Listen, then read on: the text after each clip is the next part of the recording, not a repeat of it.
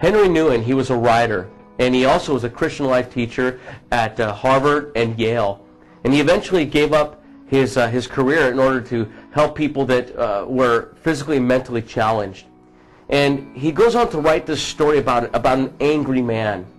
Nouwen says that this man sat in front of him and that he was in his early 60s, and there was these deep lines on his face, and he had unkempt hair, and mostly Nouwen says he noticed that he had these deep burned out eyes that just showed that he was an unhappy man. As they were there, they talked about the weather, and the old man said that it was hot and the humidity was killing him, and Nouwen obviously tried to cheer him up by saying, hey, we could use a little heat and humidity. It's kind of like a free sauna. But he didn't hear him. He didn't even smile. In fact, he just began to talk about a colleague who left him years ago and about a friend who hadn't called him for months. And he goes on to also describe that this pain and anguish that he had many years ago, and even his neighbor, that when he tries to take a nap, doesn't even allow him to sleep because his neighbor's too noisy. Nouwen says as well that his presence was literally like an occasion for this man to just pour out as many complaints. In fact, a few times Nouwen tried to interrupt him and say, "Yeah, but he didn't get anywhere with that. He just kept trying to prove that there were no buts and that things were in fact as bad as he thought."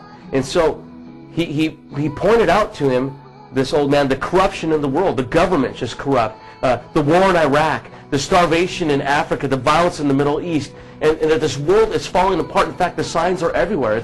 It's the truth. That you look in the newspapers, you listen to the radio, wherever you look, whatever you hear, that's the truth. That the world really is a bad place. And Nouwen said he felt this creeping sensation of this darkness just around him, and he thought, where is this darkness coming from?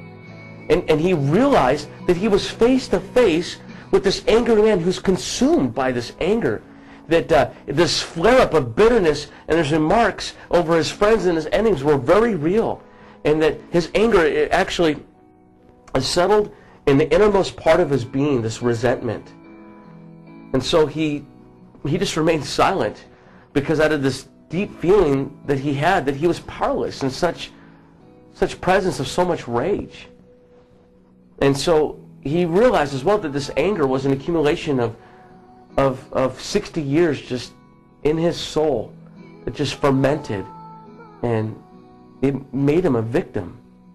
I mean, he in fact accepted the role of a victim. He wanted to be a victim. I mean, as he was someone, as a victim, listen, he could talk endlessly about all the injustices done to him. He can complain about everyone and everything. He had a place in this world. He had an audience that would empathize with him as a victim. Nouwen says that when he returned home, he found himself all alone, and that he noticed that his body, he began to shake.